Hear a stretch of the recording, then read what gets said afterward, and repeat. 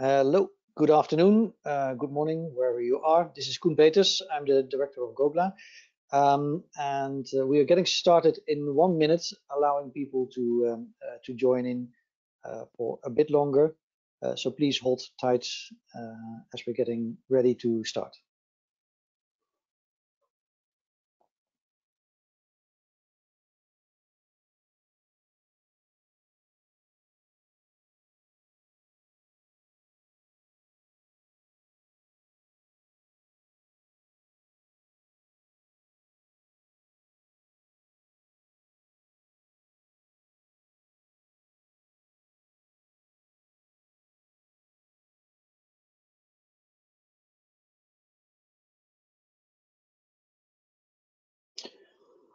Cool. Thank you all for joining. We have a good turnout of this second webinar. I hope many of you joined our webinar on Tuesday afternoon around what we as an industry are doing to prepare ourselves for the COVID-19 pandemic and how to respond to that as an industry. In this second webinar, co-organized by Gobla Lighting Global with the cooperation of CGAP and Frankfurt School of Finance, we're going to go a bit deeper with some guidance on how you can prepare your business for the COVID-19 situation, the pandemic and the economic situation that follows. We'll have an introduction by Russell, and Russell will also introduce the rest of the speaker. So I stop here, and I hope you will enjoy this webinar. Russell, over to you. Thank you very much, Koen. I'm Russell Sturm. I lead the energy access work at IFC, the International Finance Corporation, and Lighting Global is our vehicle for supporting the off-grid sector in partnership with Gobla. This webinar is a direct response to feedback that we've been getting collectively from companies in the off-grid sector, specifically the PAYGo companies. And so the objective here is that we're here to explore with COVID-19 what we as an industry and what PAYGo companies specifically need to be prepared for, what COVID-19 may look like as it hits the market, and therefore what the impact on the companies could be, and what preparedness looks like for the sector. And in order to do that, if we could have the second slide, our agenda for the day, I'm going to give a bit of a framing, a very brief framing, and then we're collaborating in this webinar with the Frankfurt School of Finance, and specifically Joachim Wald, who has led work for a good long time supporting the microfinance industry, microfinance sector. And we've seen microfinance as an analog in the many ways to the PAYGo sector. A bit more of a mature sector, so they have had experience writing tidal waves like this before. Maybe nothing quite like COVID-19 has happened yet, but the lessons of how they've adapted, the winners and the losers, really brings lessons of experience that we can take on board in this crisis for the PAYGo sector. After Joachim's presentation, Dan Waldron from CGAP will provide, from CGAP's work working directly with the PAYGo sector, some additional insights to draw from Joachim's insights. And we're going to allow about 15 minutes at the end for questions. So please, as we go along, feel free to drop your questions in the chat box. My colleague Bill Gallery and Miguel Soriano from Lighting Global will be organizing those so that the panelists can respond. You can either direct questions to individual panelists or more broadly. So if I could have the next slide, please. So we as an industry really are still in our adolescence, and we've been through many challenges, whether it's droughts or locusts affecting our clients, or regulatory and tax changes in the countries that have created impediments. And each of them brings their own insecurity and risk. But this is really a giant wave we haven't seen before.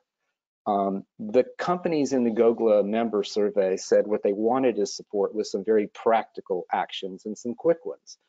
They wanted some assistance to understand how to manage the risk, including some diagnostics and action steps. And then they also wanted some sort of a liquidity vehicle, because they recognized that the main challenge to the survival is liquidity, and that's really the focus of our webinar today. What we've been seeing so far in the market, just very briefly, is some supply chain disruption, but that has not been the existential moment that we thought it may have been. Although there could be some lingering, because the supply chain interruptions may link more to the ability of shipping to get products across the ocean and entry into countries.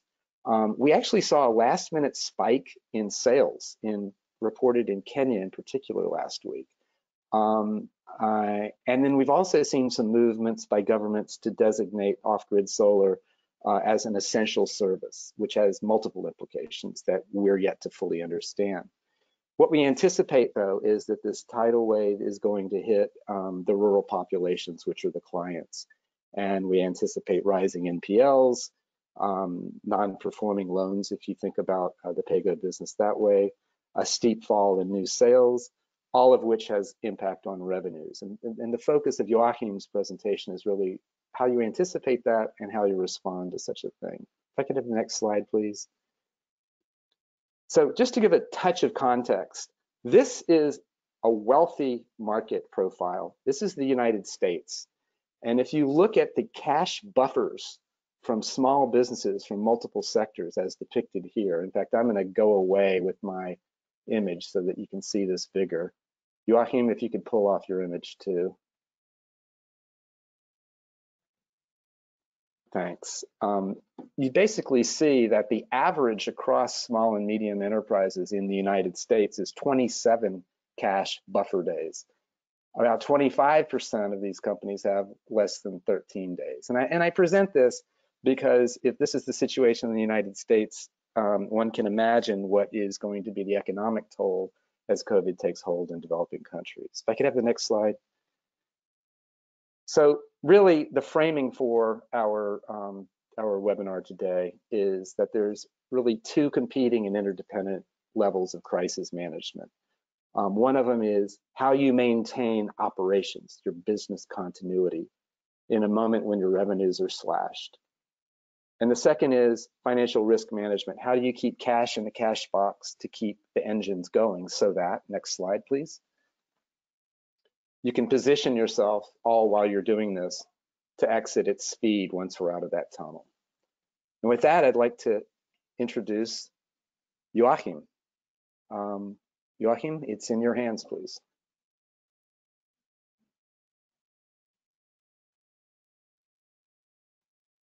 Thank you very much. Could I have the control button, or there we go.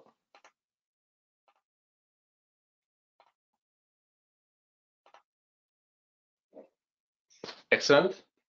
Hello, everyone. So I'm just going to jump right in to how I'm going to structure my 30 minutes or so. We would like to show a couple highlights of how we are advising MSME finance providers. Those are microfinance companies, NBFIs, smaller banks, mostly in emerging and developing markets. That's where our experience base is, and then we'll interpret that in the context of the PAYGo sector, what's different, and what are the key challenges that arise from there.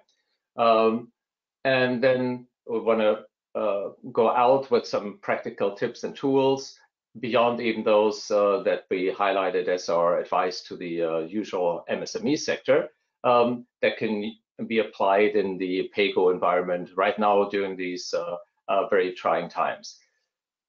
And discussion questions throughout, of course. Since we have quite a few people in attendance, it might be helpful to put your questions into the chat box. And then we have my colleagues here who will pick them up and will either throw them out if they're directly related to something that I'm talking about. We'll address them right there. Otherwise, we'll be able to address them at the end.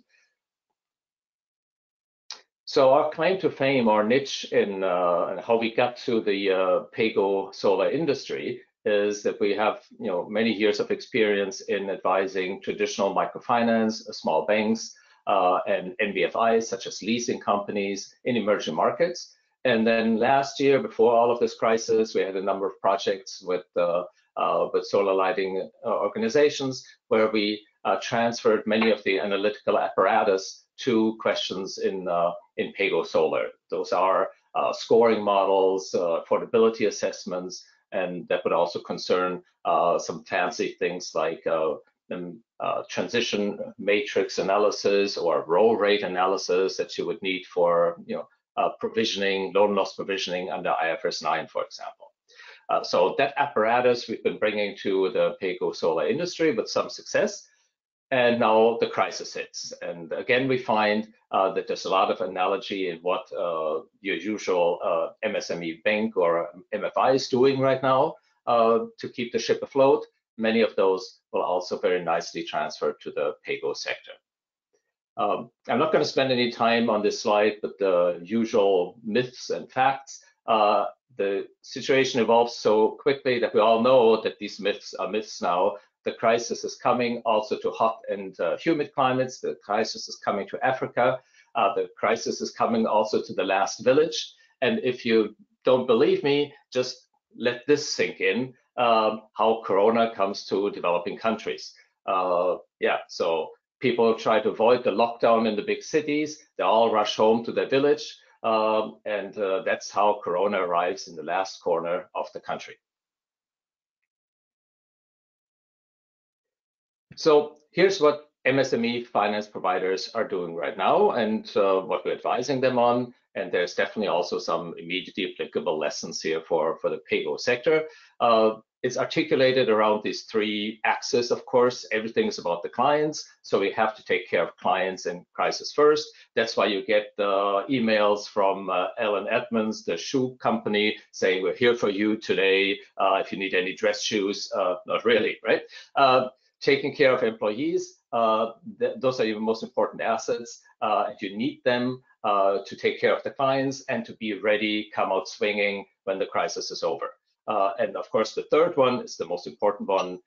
It's all about, just like in real estate, it's all about liquidity, liquidity, liquidity.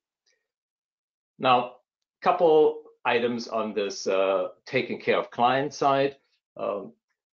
This is still styled to address the needs of ordinary MSME finance providers, but then we'll see also what that means for the PAYGo Solar sector. So microfinance traditional is, of course, high touch, a lot of interaction with clients in their workplaces and so forth, and sometimes even field collections, field cash distribution. They are actively switching to mobile money, non-cash disbursements, and so forth. Very important to keep clients informed proactively, what you're doing, how you're there for them. Are you participating in rescheduling? Are there other ways to help, maybe with a small cash out loan right now? At the same time, everybody will understand that you are not rushing out to meet new clients, to prospect for clients in the marketplaces in person. So that's all stopped, and that effort saved will be redirected towards collections and the restructuring, rescheduling effort.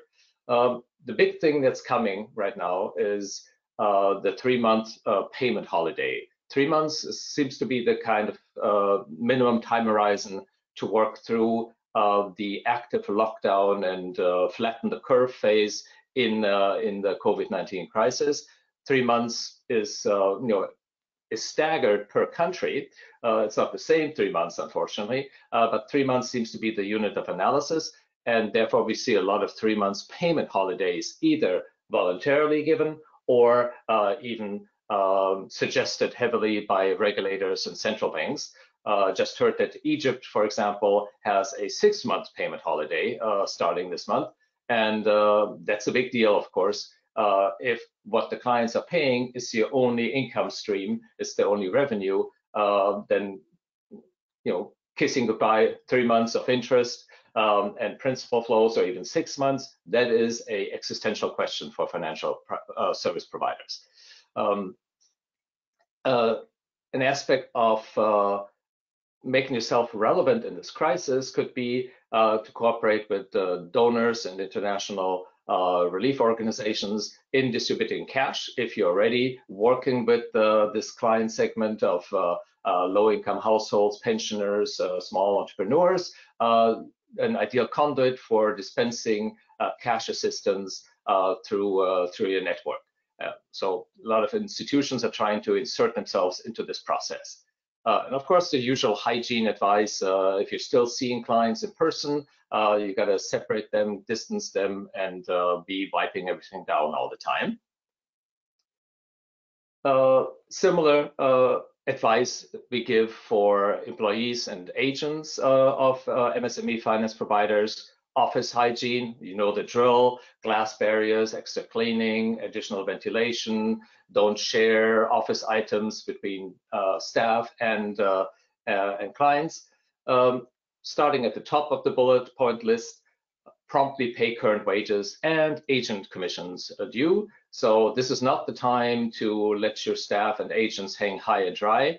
They need to take care of the home front first before they move on to working with your clients and can focus on that. So cash has to flow. I recognize that that conflicts a little bit with the message of liquidity, liquidity, liquidity, but you're going to have to find a proper balance there. And definitely agents also who are working hard for you and making a livelihood on this, and your core staff for sure. You need to see them through this crisis. No new hiring, no in-person training and other interaction, of course. Remote work arrangements, that's what we're all doing to the extent possible. If you were able to get a couple more VPN connect modem banks and have the necessary bandwidth, then more and more people can work from home. This A-B team thing is also now pretty much a standard. If your people aren't yet impacted with infections, then last chance to split them up into an A and a B team that cuts through the entire org chart from top to bottom, so that you never have an entire function or a core process of the organization going at the same time into quarantine and being out of commission. So on the financial angle, which is really the most existential question right now for MSME finance providers, and an analogy also for you, it's liquidity, liquidity, liquidity. Enough said on that. But what does it really mean, right? If before I've just been making suggestions on how you can spend more money on agents, clients, and staff, and then I come with this liquidity, liquidity, liquidity thing. So that is true on the external side to clients and agents and staff. You have to continue dispersing the minimum necessary, but then on the liability side, you got to bring in the cash while you still can, as quickly as you can, to batten down the hatches. So anything that's available before people change their mind, draw it down, bring it in, talk to shareholders, investors, and liaise with them in laying out the reality that is in front of you, and negotiating emergency funding lines and tap into crisis response programs and so forth. You're doing that already, but if you can do more and do it quicker, earlier, that's definitely the way to go. And the international experience confirms that in any crisis, the smart money is already trying to accumulate liquidity. For deposit-taking institutions, of course, we need to work with the depositors, and it's proven over and over again that in time of crisis, actually, the little people, the granular retail deposits are the better money rather than institutional large client deposits, which tend to run off more quickly in crisis.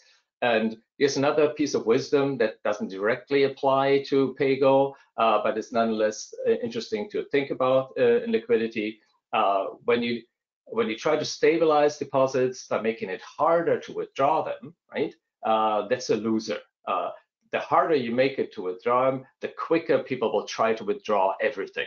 Okay? If you make it easy and convenient to withdraw, and you have the benefit of having a granular deposit base that's nicely atomistic, then you have a chance of slowing down the withdrawals. There's also often wrapped into this whole liquidity situation a currency crisis, and that definitely will also concern many of our PAYGo colleagues.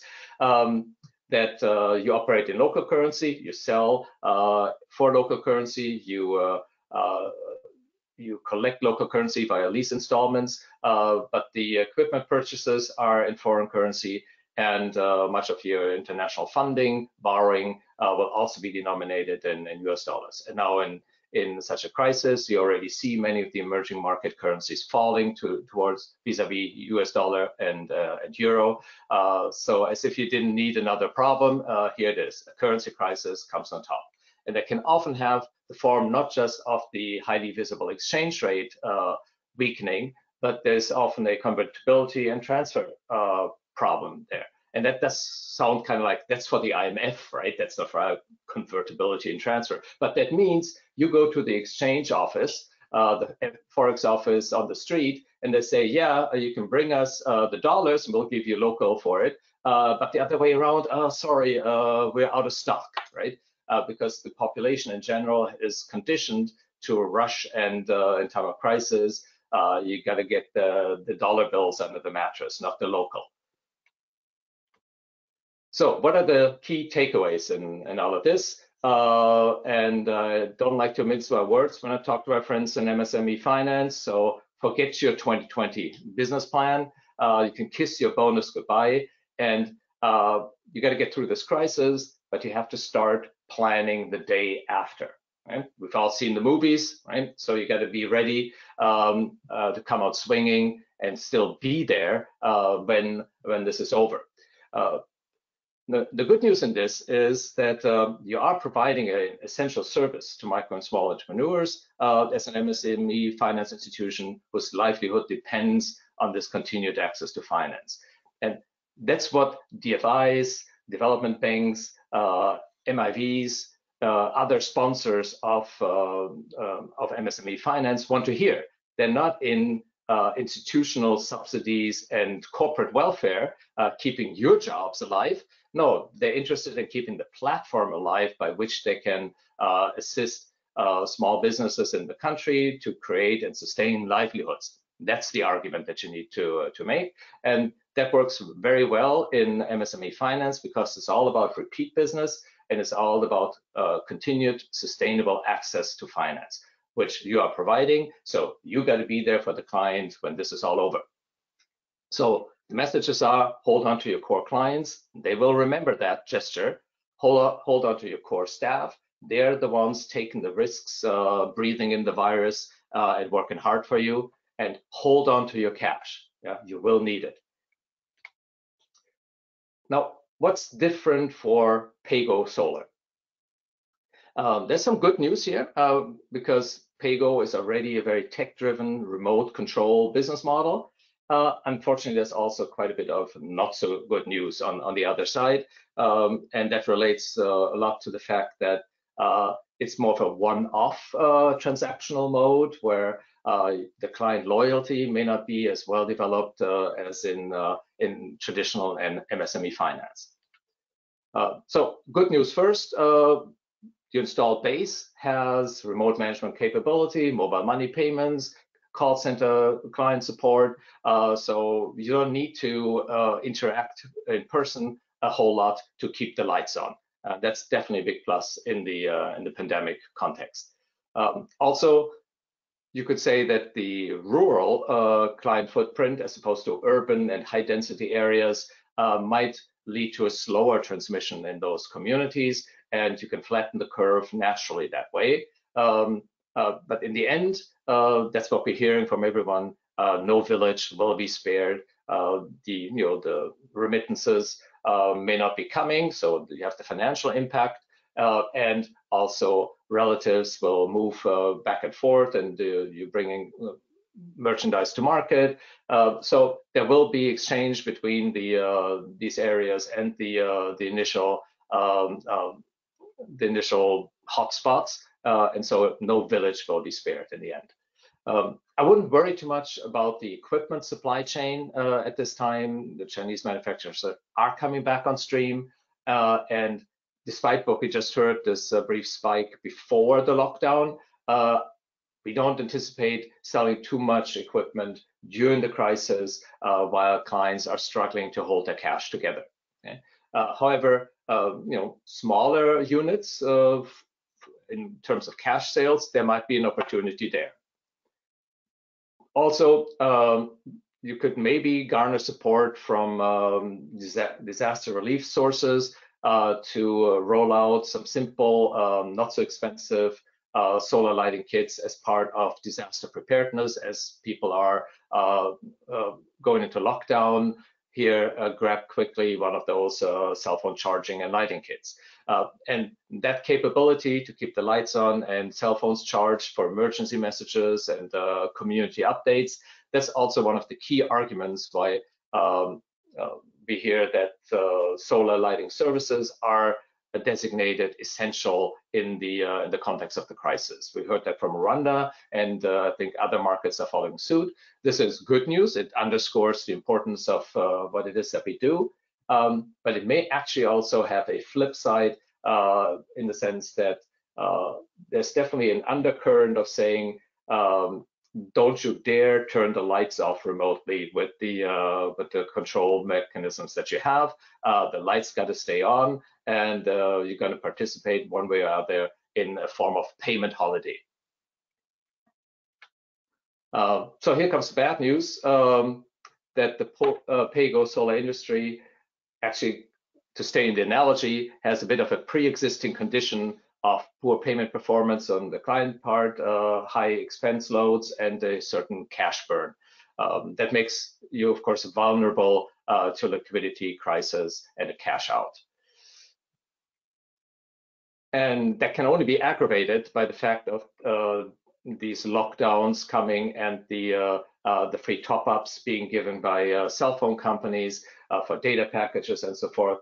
And by extension, then this kind of a payment holiday or free service period will also impact the PAYGo industry. And once you do that, once you say, hey, we're here for you, the lights are on, you don't have to pay anything, it's very hard to get people off that, because you made it for 3 months, that's great. 3 months are over, the problem is still there. Maybe the active infection phase of COVID-19 is over, but it's not exactly the time when people have a lot of disposable income, having sat at home for the whole time. So it will be quite difficult to reprioritize the installment on the PAYGo lease to be top of the list and be promptly paid in month 4. That's just my expectation, but we'll see. As you negotiate funding, restructure some of your liability side, you will find you're not the only one calling the usual development finance institutions, MIV funds, and so forth. Everybody's overwhelmed. Everybody is talking to everybody all the time at the same time, and it's kind of hard to get through. So that will delay the process. And you may not be at the top of the priority list with everyone. And that's also, again, connected to this idea of what can you offer for the day after? Right? Are you this continued access, sustainable access to finance vehicle, or are you the people who provided the solar solution? That's nice, but there's not immediately a need for follow-up with that same client.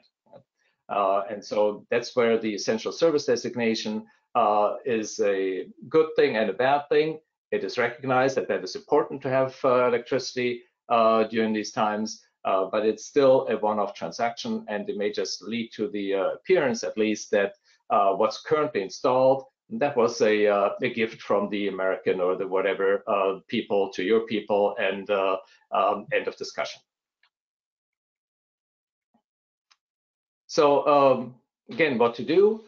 You got to reach out to your shareholders, funders, DFI partners, and try to secure emergency funding. I'm very encouraged to hear that that's already happening.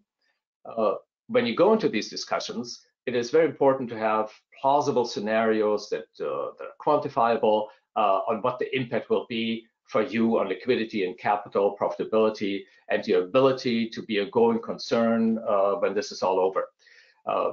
Creditors and analysts, they appreciate that clarity and the productivity, even if you have to put caveats around it, of course, but at least some scenario where they can see you come out on the other side, and that will give them enough confidence to support you through this period.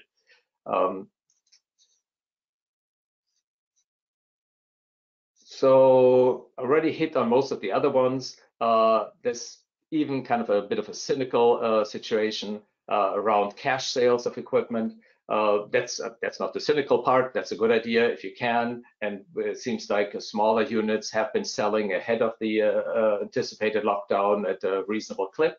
You could say, well, we can sell more, namely what we're repossessing right now, and accelerate repossessions on equipment that is already installed, where people are already in arrears or not paying well, and pick that up before the lockdown goes into effect, because once it's locked down, you're going to have to open it up, and on the other hand, this would give you a supply of refurbished or refurbishable equipment that you can sell now to others in need for some extra cash. Now that is a bit of a cynical argument, and maybe I shouldn't have made it, but it's kind of what some people have been saying, and therefore, you know, it would be interesting to debate. It may already be too late anyway, and that's not your style. But either way, you're going to have to develop a scenario for the day after, how you stay relevant through this period, and what the platform will be to come back out and relaunch that solar asset finance business the day after. So here are a couple of lessons that we've learned from other crises in the MSME finance sector that may have also a lot of bearing on what you should expect. These are maybe a little bit dense, and I will highlight just a few that we'll unpack later.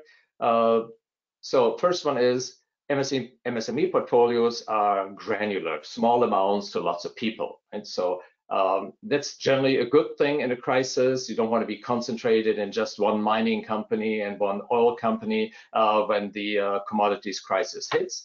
So that's diversification potential, that's good.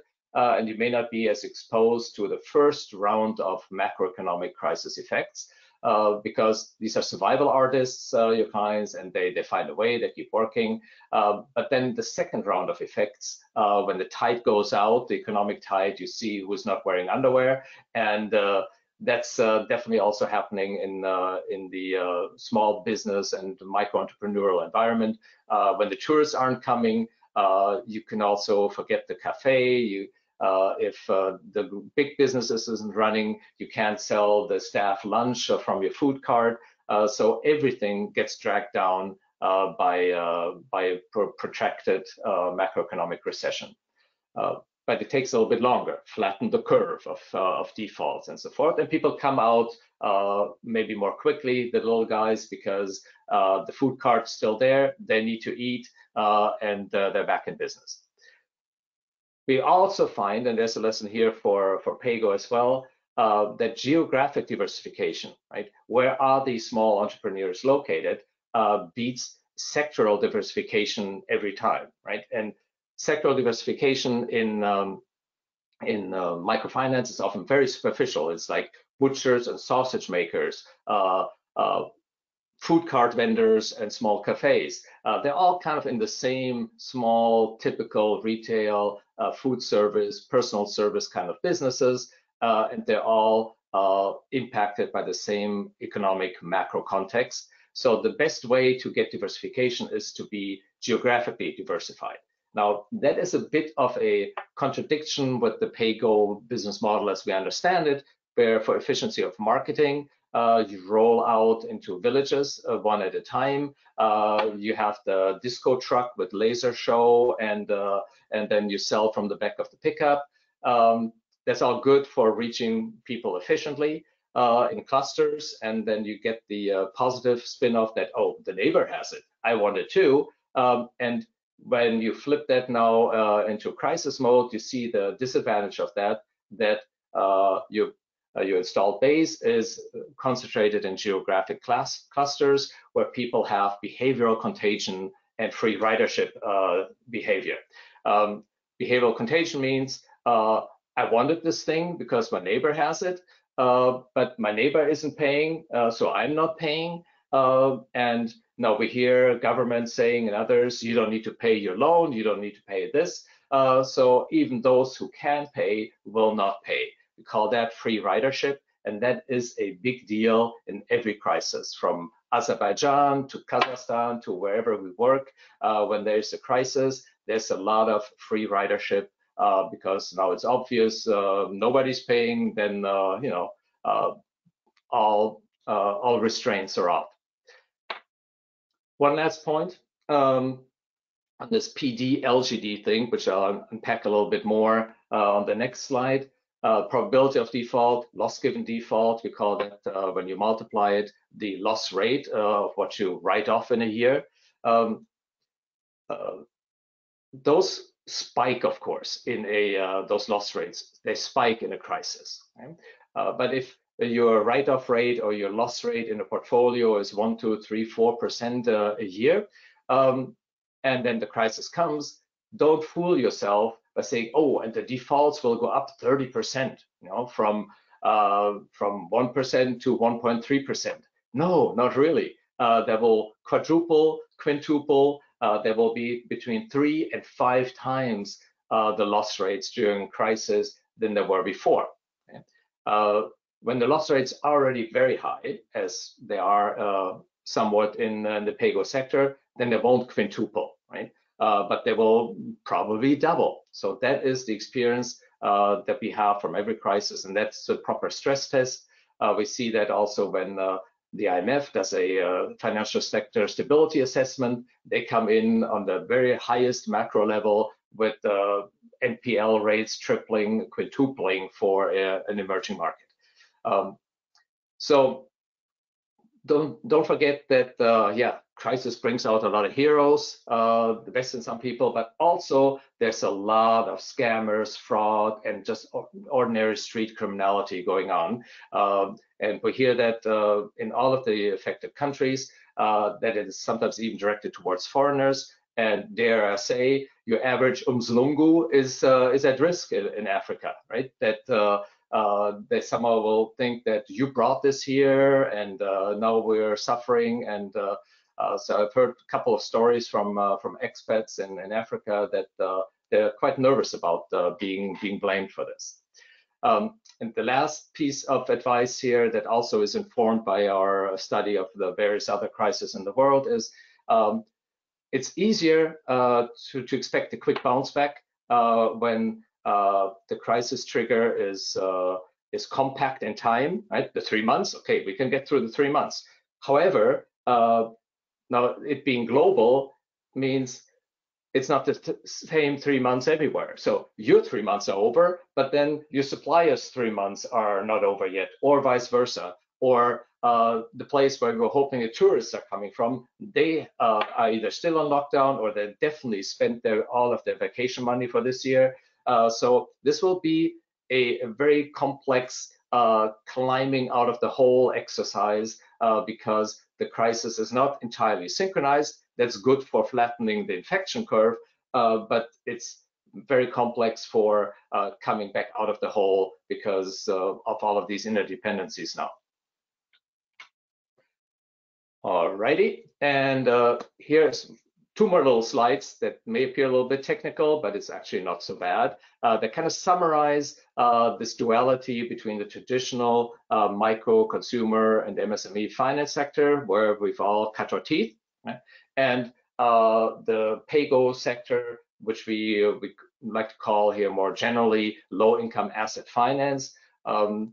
The analogy for that is the leasing sector, also in other markets, where the difference is a leasing company traditionally can accept a higher default probability, this PD thing. Higher probability of default is acceptable because at the same time you have collateral, you have the car, you have the asset that you're financing as collateral, And if you don't pay, we can't take it away. We can remarket it and therefore mitigate the loss. So the loss given default, the LGD, is low in lower income asset finance. And that's the same reason why when you talk to your banker in the States and you want a working capital loan for your company, they say, we can't help you, but talk to our leasing company.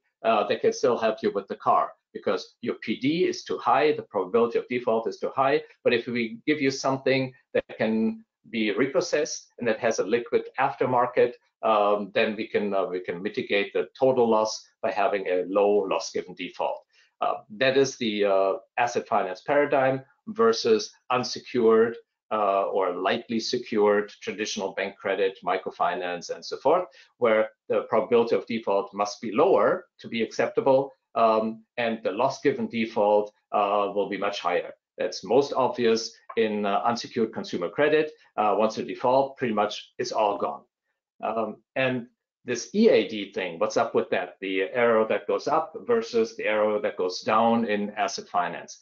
The exposure at default is the amount of money that a client owes in total to the lender on the day that it's game over, on the day of default.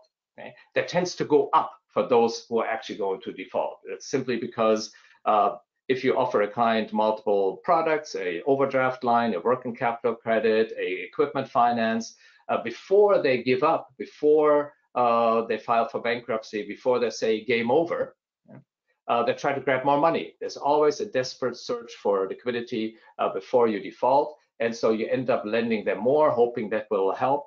And then it's game over. So you default on a larger exposure than you would have thought a year ago.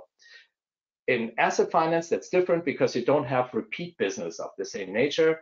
You have a one-time deal that is being paid down, and then the default occurs. So as a tendency, the exposure at default is actually declining during the life of the contract. So that helps you again to mitigate the actual loss, the actual write-off amount when a default does occur.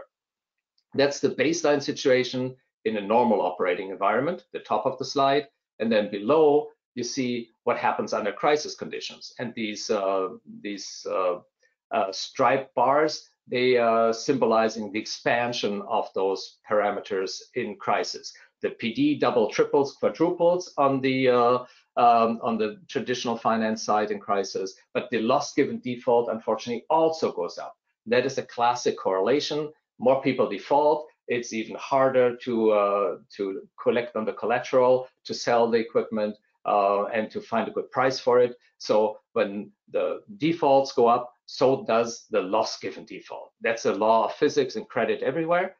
It is also true if you look to the right-hand side in asset finance, the defaults will go up. More people are not making their installments on their solar equipment. That will maybe just double or increase 50% if it is coming from a high basis. Okay? And at the same time, you find that also the remarketing success, the repossession rate, more equipment is missing, it's more damaged equipment, you need to refurbish it at a higher expense, and then the remarketing result is lower, bigger rebates, longer time to resale, and all of that dramatically increases also the loss given default. And the exposure at default should be kind of still going down, but only if the client is still paying. If he's not paying the exposure down. And now I hear that some companies are thinking about providing additional cash loans or have already been doing that in the past. And if you do that, then that could very easily lead to this orange behavior that even the exposure at default will go up because you're making an additional cash loan, you're providing an additional piece of equipment at this time of crisis to help the client out, but then the client will also default on that. And then when you take it back and remarket it, you will also face lower liquidation values, bigger rebates, and so forth. So the exposure goes up, the loss given default goes up, and the default rates go up as well. So it ain't pretty out there, but that's kind of the analytical apparatus for describing what's happening. And here comes my last little preview of an analytical tool that we use a lot, that everybody uses in liquidity testing. It's a liquidity stress test with a very short time horizon. It's always a short thing. The liquidity coverage ratio in Basel III is a 30-day stress test. Other central bank guidance is a 90-day stress test. So it's always about surviving the immediate liquidity crisis. And then once you get through those 3 months, everybody calms down and you can more, in a more calm manner, renegotiate funding and restart your business. But it's always about not being the first one to run out of cash. So the idea here is we map out cash flows in weekly increments at least. This has to be very granular, right? Doesn't help to be liquid on average the next 3 months. No, you got to be liquid and able to pay every single day. So you want to make a plan with the time axis relatively granular, week by week. In green here, I have the starting liquid assets, which you currently have on the account, and then what may still come in, some cash sales, the down payments on credit sales, the normal top-ups on existing equipment. That's the installment revenue, essentially. But that I'm visualizing here, there's a 3 months gap where it only starts very slowly after that. And that's because of this whole payment holiday business. And then in red, we have the essential expenses, and where I have a declining triangle there, I'm trying to think, okay, how can we and how quickly can we suppress some of these expenses? How can we conserve cash by rolling, deferring, squeezing whatever cash expenditure is coming? And then on the bottom part, we have the financing cash flows that arise from existing liabilities, the debt service, but also the inflows that we hopefully will be able to negotiate from our shareholders in terms of fresh equity, shareholder loans, and fresh funding from development partners, DFIs, MIVs, and the like. And the final result is, well, what's left? How much cash total do we have end of day? As long as that's in the green zone, you're still liquid, you're still able to pay. And the inflection point where that turns negative and goes off the chart, that's where you're going to hit the wall. So it's all about moving that wall off the screen to the right, a little bit further into the future. And the longer you are able to keep paying and keep the green color, the longer you have time to also renegotiate bigger funding deals, redesign your business model, and that defines a survivor versus an institution that's going to go down. And with that, I'm looking forward to questions. Thank you, Joachim. You have set up a somewhat impossible set of challenges, as it sounds.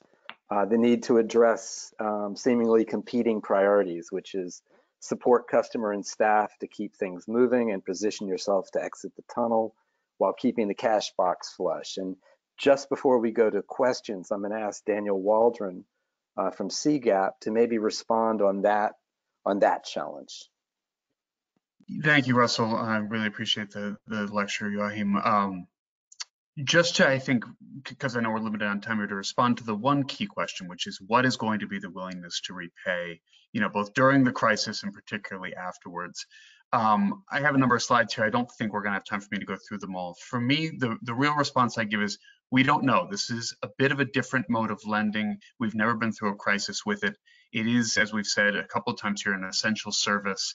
And if you're optimistic, you think maybe people are going to get used to having the lights on throughout a crisis. They're going to see the value in it, and they're going to keep paying post-crisis. If you're pessimistic, there just may be many other priorities that are going to come about, particularly if incomes get stretched and other expenses emerge. The way we're thinking about it right now is just these two goals to support customers and to remain solvent are key. And so we need a supply, obviously, of cash, as Joachim said, so we don't hit that wall, but also of goodwill, right? So that at the end of this, people recognize solar companies as somebody who were there and supported them and are willing to, start paying for the service again or to upgrade in the future. And so, squeezing every last penny out of customers while you can is obviously not the route to go. At the same point, a blanket forgiveness before it's necessary may mean there's no company left for them to repay. And so finding that balance is going to require, and all the while at the same time managing the level of effort from diminished capacity call centers, agent networks, staff. Nobody knows the answers to this right now. The data is not there. And so in lieu of that, we just have to fall back on some simple heuristics and figure out, broadly applicable ways with the data we have to maximize revenue and goodwill while keeping that level of effort low. And I guess the last thing I'll just say is that obviously communication is going to be critical here, both before lights are turned on, before any sort of repayment holiday, but also if we approach business as usual, making sure people know well in advance when they're going to be asked to pay again and why, and to make sure everyone's ready to make that change and they feel empowered by it. Happy to talk through any of these issues in more detail. My email, I think, is on the last slide, but why don't we turn things over to question and answer, and if there's any more follow-ups on that, I'm happy to make them. Yeah. Thank you very much, Daniel and Joachim. Daniel took a great stab at helping us think about how we balance things out. I'm going to turn it over to Miguel Soriano, who has been curating a few questions and he can facilitate that session. Miguel? Thank you, Russell, and thanks everyone for your questions. It's been very helpful to see a lot of you providing your feedback and very insightful questions. There are a few questions here that would be interesting to get the feedback from Joachim as well as from Russell and others. The first one that I think it's important to hear the perspective from Joachim is, there was a question that was posted as follows. The point about stopping new client acquisition and business prospecting is interesting. So long as marketing is done sensitively, is this not important to build a sales pipeline and help companies get up and running again quickly once the crisis abates? Joachim, any views on that? Absolutely. It would be nice to keep selling. If you have a fully dematerialized way of doing that, if you're selling on the Amazon of Africa, and you find somebody who is going out and installing at this time of crisis, that would be awesome. That defines a survivor, absolutely.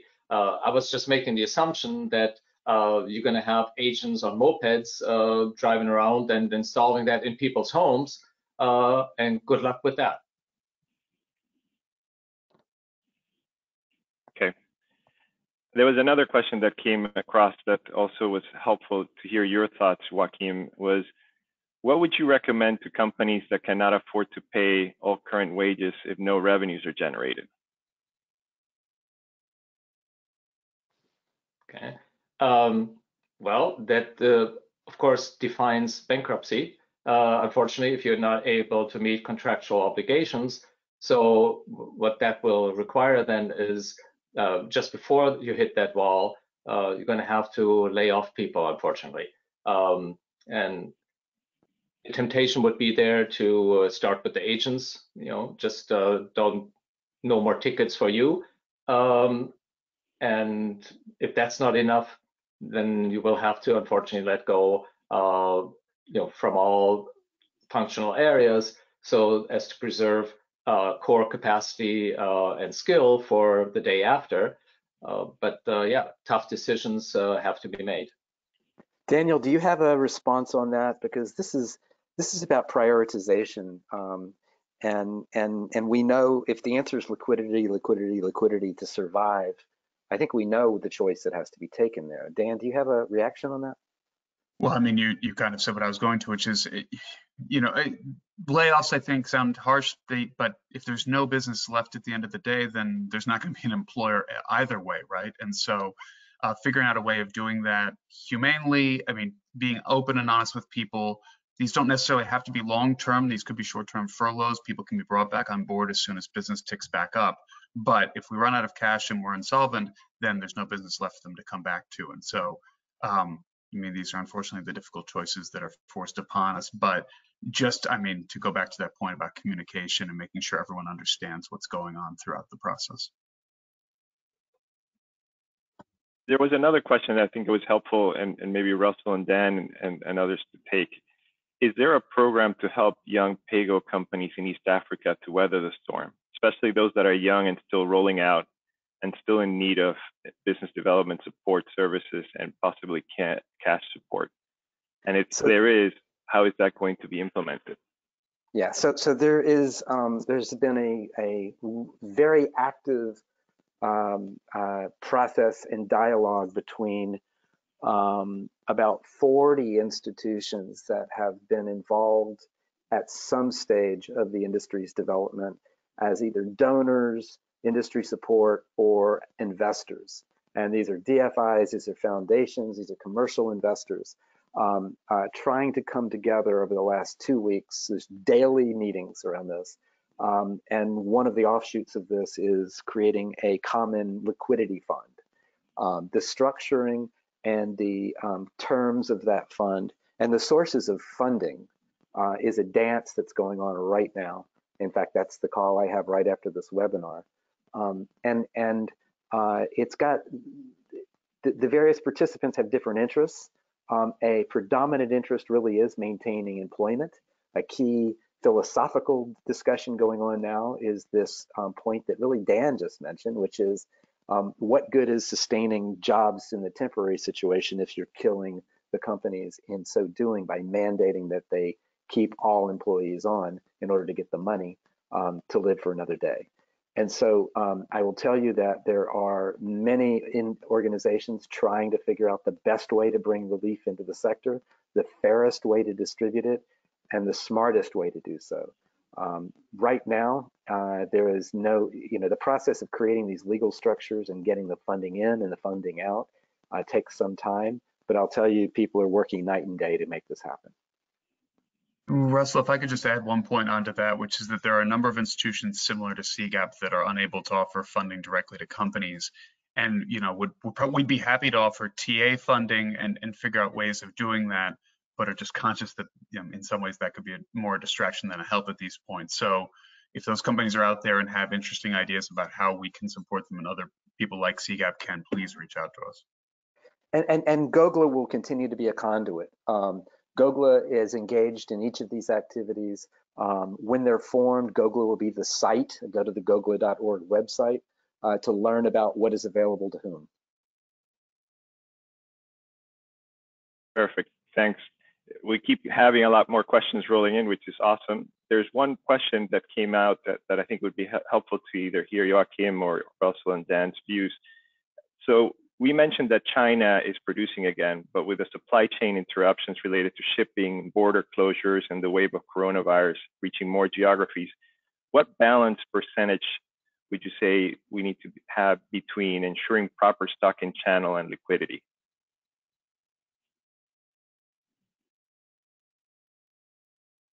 So maybe Joachim, you want to take a stab at it, or Russell? Yeah, from my view, Russell's view, I think this is a strategic dance. It's very country specific and company specific. There's not a formula. I'd love to hear Joachim go out on a limb here and tell lessons from the MFI sector, but I have a feeling he's going to say something similar. Joachim? Exactly. Yeah, so looking at the conventional paradigm of kind of organized sales events and then in-home install, that's not going to happen to the same scale during the lockdown part and the afterwards the economic lingering effects of no disposable income. So this brief spike now before, gathering your emergency supplies kind of spike before, I don't think that's going to be sustainable. So my prediction going in was you don't need a lot of equipment to be selling. Maybe certain disaster supplies that will be funded by grants. Yes, that would be nice to have enough of that supply. But generally, building up stock now for sales that may not happen, that doesn't seem to be a wise liquidity strategy. Sell what you have, right? Dust it off nicely. Also the refurbished gear, sell what you have. That's how you go through a liquidity crisis. And it's also partly determined by your own analysis of how close the wall is to you. So Joachim's paradigm there, his image, is really quite striking. You can see the streams of cost that if you reduce them, the wall moves further away. The streams of revenue, which you really have little control over right now, which would also push the wall further away. If the wall is close to you, you see, or if you see a pathway to the wall that's shorter than you think you can make it through the crisis with, you've got to take choices sooner than later. Perfect, thanks, Russell. There was one other question I think that would be helpful to hear Joachim's view as well. You mentioned that about repossessions. Instead of repossessions, do you think it is better to offer highly discounted terms to finish the rest of the term at a high discount as opposed to repossessions?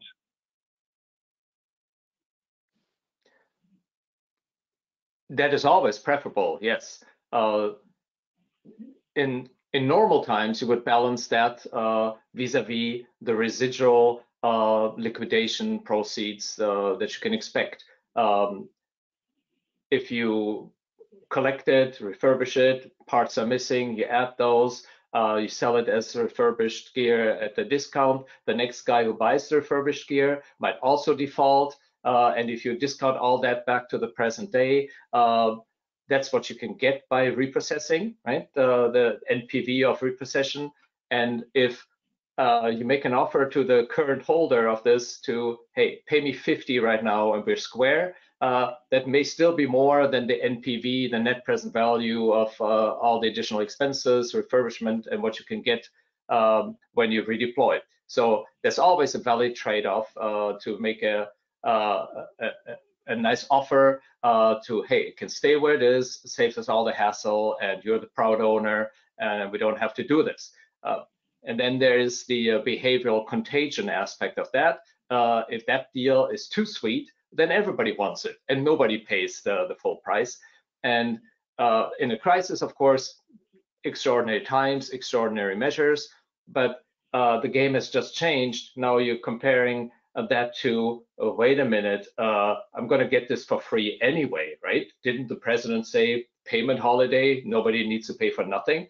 And then, yeah, so why pay something now to own this outright if the light's going to be on anyway, at least for the next 3 months? So the real economic reflex would be to say, no, I'm going to keep my money together. The lights are on for 3 months anyway. And then in 3 months, if I still want to buy it out, there will be even better deals. And that's unfortunately how we do, smart shopping everywhere. And that's also a behavioral pattern in low-income finance.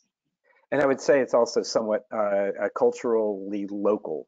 And so you have to judge and know your market. I have let the time bleed over by 3 minutes. If there's one more burning that you think is insightful question, I'll let you do that, Miguel. And then I want to point to the final slide, which shows resources people can reference going forward. Miguel? I think, Russell, the rest of the questions are very similar as it relates to the emergency funding. So I think there's going to be more information provided on that as we move forward. So okay. From that point, I think it's best if we continue on to the last slide. Thank you, Miguel. And to that point, this is a work in progress. At the industry meeting in Nairobi, I think we had 1,300 people, and the passion in the sector in February remained as high and growing as it has been ever in the history of the sector. There's a lot of people that recognize that the golden goose for energy access is this sector, and that we have to keep that golden goose alive. And this is a tough one. This is facing, as I showed in my slide, it's not just Africa or Asian issue. This is a global one, and the challenge is somewhat unprecedented, I would say. So the further resources, really, I'd mentioned the GOGLA website. There it is. They have a COVID-19 resource center. As liquidity sources pop up, short-term funds, relief, support, opportunities to participate in World Bank, for example, initiative to get solar energy into health centers and health clinics as a potential source of revenues. All that should be located there at the GOGLA site. Likewise, I don't see it here, the Lighting Global site, lightingglobal.org, and then CGAP's site, where they also have a COVID-19 inclusive finance section. The individuals that put this webinar together all continue to be available. That's Joachim Bald at the Frankfurt School, Dan Waldron at CGAP. His email is worldbank.org, because CGAP is a program whose home is within the World Bank Group. It's an independent entity. Bill Gallery, part of the Energy Access team at IFC, and Miguel Soriano, likewise part of the Lighting Global Energy Access team at IFC. So I thank everybody for their 65 minutes of attention. I hope that we're being responsive. We would love feedback. I believe GOGLA will give an opportunity for you to give a platform for that feedback, and continue to engage in this process through Lighting Global, through GOGLA, to help give feedback from the sector, from the industry, about the sort of support we can give to you. Thank you, everybody.